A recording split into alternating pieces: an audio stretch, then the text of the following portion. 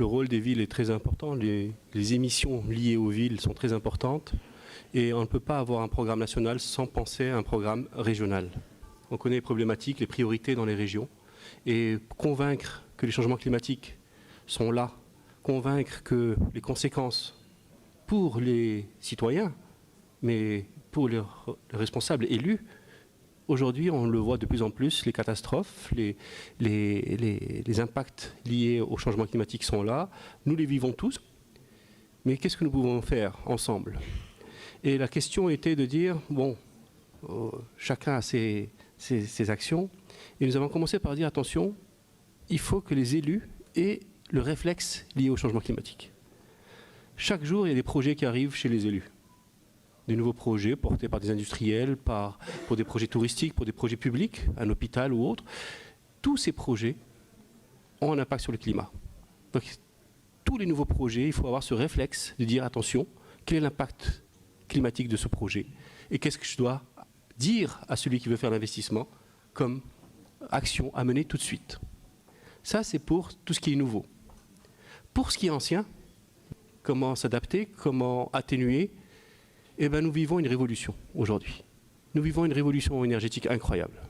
Nous le vivons au Maroc parce que nous l'avons rencontré lorsque nous avons démarré un programme très fort pour les énergies renouvelables. Et nous voyons aujourd'hui que l'électricité la moins chère est l'électricité solaire. Nous arrivons à avoir des prix dans le cadre de partenariat public-privé et c'est un rôle très important. Comment faire en sorte que, avec les moyens qu'ont les régions, les villes, comment faire un effet de levier grâce au partenariat public-privé. Et le partenariat public-privé nécessite de la confiance entre partenaires, nécessite de la transparence dans les contrats. Et souvent, nous voyons des entreprises très bien dotées, mais en parallèle, en face, des villes avec moins de dotation, donc beaucoup plus de besoins d'accompagnement juridique pour être sûr que ces contrats sont transparents. Et de la gouvernance, c'est-à-dire le respect de ces contrats. C'est des contrats qui sont souvent à moyen terme, long terme. Nous l'avons vécu ici pour un grand projet de la centrale solaire. 75% pratiquement, c'est du privé, mais ça marche parce que nous avons respecté les trois: transparence, confiance et gouvernance. C'est très important et ça peut marcher. Dans la production d'énergie, dans la gestion des déchets, dans le transport en commun, dans l'éclairage public, lorsque vous avez cela, vous pouvez développer d'une façon assez rapide des projets, sachant que les moyens des communes ou autres parfois ne sont pas aussi forts, mais ça nécessite cette approche-là. Et on tient à le dire ici parce que des villes ont donné l'exemple, des régions ont donné l'exemple, des régions visent la carbone neutre. Oui, on peut y arriver dans le modèle aujourd'hui.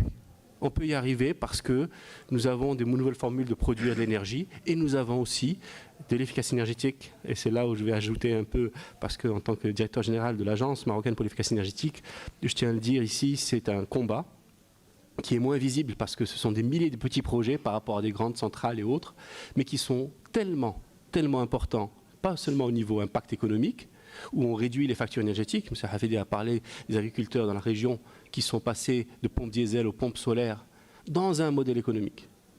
Aujourd'hui, grâce à la politique menée, parce que notre pays non seulement a une volonté pour les énergies renouvelables et l'efficacité énergétique, avec des objectifs chiffrés de 52% d'ici 2030, mais plus que ça, il a arrêté la subvention aux énergies fossiles. Il faut être cohérent dans nos politiques climatiques. En arrêtant la subvention aux énergies fossiles, le payback, donc le retour sur investissement pour un agriculteur d'une pompe diesel par rapport à une solaire, est passé de 10 ans à 4 ans. Les modèles deviennent de plus en plus économiques et c'est ça qu'il faut accompagner. Donc nous sommes dans un schéma, lorsque vous mettez tout cela en place, avec une politique volontariste au niveau de l'État, avec une approche territoriale portée par les régions et les villes, avec les financements qui vont avec, vous pouvez obtenir des résultats. L'autre dernier impact, c'est sur les opportunités, parce que nous parlons des grands projets, mais des petits projets, nombre d'installateurs. Nous avons créé un réseau vert dans la région de Souss-Massa. Ce sont des PME de la région qui vont installer les pompes solaires, qui vont maintenir les pompes solaires dans la région. C'est les milliers d'emplois qui peuvent se développer dans ces métiers grâce à cette politique. Enfin, je tiens à le dire ici, rôle pour le public, rôle pour le privé, rôle pour la société civile.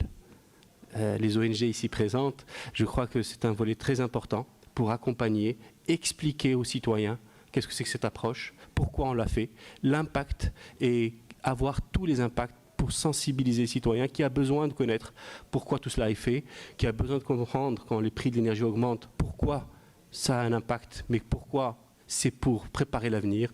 Et c'est tout cela qu'il faut mettre en place en parallèle.